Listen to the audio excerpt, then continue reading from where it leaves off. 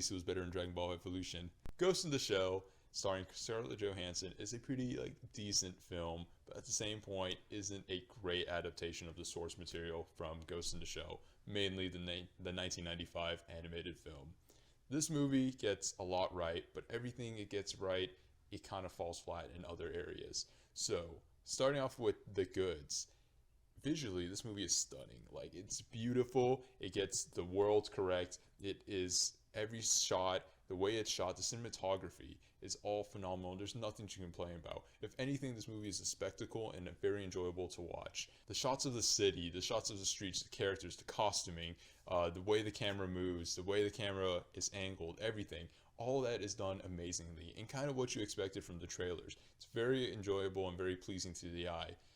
Now, this big cyberpunk world and all these crazy characters, that's only half of what makes Ghost in the Shell Ghost in the Shell, at least to me.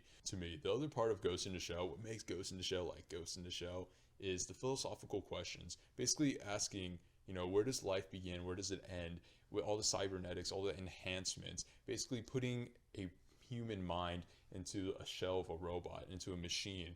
What constitutes humanity and a soul, and what even is a soul within a ghost? That's all these questions that you left off from the 1995 film, from the animated film, that really leaves you thinking and is kind of the core of what makes Ghost in the Shell a better, a deeper movie. Now here, none of that's there, none of it at all, and that's kind of where this movie is flawed. The problem with this movie is the story is very Hollywood-esque. It's very blockbustery, and it goes for a very simple, straightforward story that becomes very predictable, and you've seen a lot of times.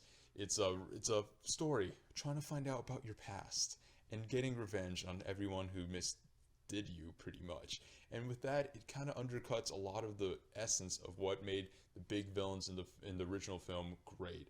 And with that, it does a serviceable job at having a structure and a story in the beginning, middle, end, but at the same point doesn't do anything interesting with it.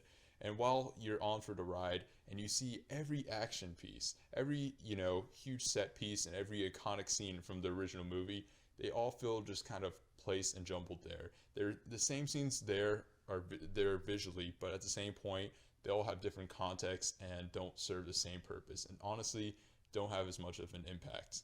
With going back into that, while the action looks really good, it felt off, at least for me in some way, where it didn't feel to have the weight and the dire and the struggle that it had in the show. And the show seemed very gritty, very real, dangerous, and just had a lot of tension to it. And here it felt very clean cut and pretty, kind of like the film, where this film is very clean, pretty, nicely well looked, but in the actual original movie, while things are well drawn, well animated, at the same point it has that grittiness, that toughness to it, and that's where you kind of lose it. It's all very stylish, very, very shiny, and just feels like there isn't much of something to lose. Going into the characters, most of the characterizations are pretty solid, but the problem comes into with the acting, where it's very hit or miss. Scarlett Johansson, honestly, I don't think did the best job. If you've seen Lucy, she essentially acts like that, but even here, a lot of scenes where she's acting very robotic or very stoic without much of a personality, which I guess suits the character of Major. She just seems so forced and acted like someone is just trying to be all too serious for the sake of it. Scarlett Johansson's performance boggles down to Major. Where did I come from? What is my purpose? It's so, it just doesn't seem like it works. Now, the rest of the characters do a solid job. The villain, which I won't spoil, which is a tad bit different from the villain in the original film. He's there, he's kind of different. I mean, he just doesn't serve as much of a purpose and isn't as cool or thought-provoking, which is just a big shame. But overall, while the movie is very stylized, it has great visuals, sound, just like in the trailers, looks good, the story is bogged down. It's, while functional, doesn't do much. The acting is spotty, and the movie overall just feels forgettable. While you leave the theater, you might have had a good time. At the same point, it won't leave you with all that thought-provoking. This is not a movie you'll think about later on. You'll think about everything from the 1995 film because of all the questions it asks.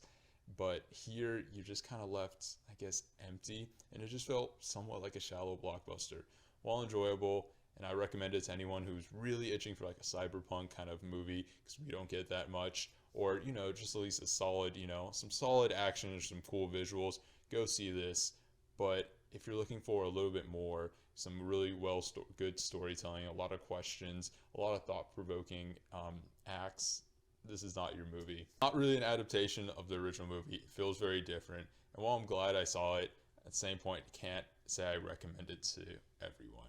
With that, I'd say the movie's about a 6.5 out of 10. Thank you for watching, and see you next time.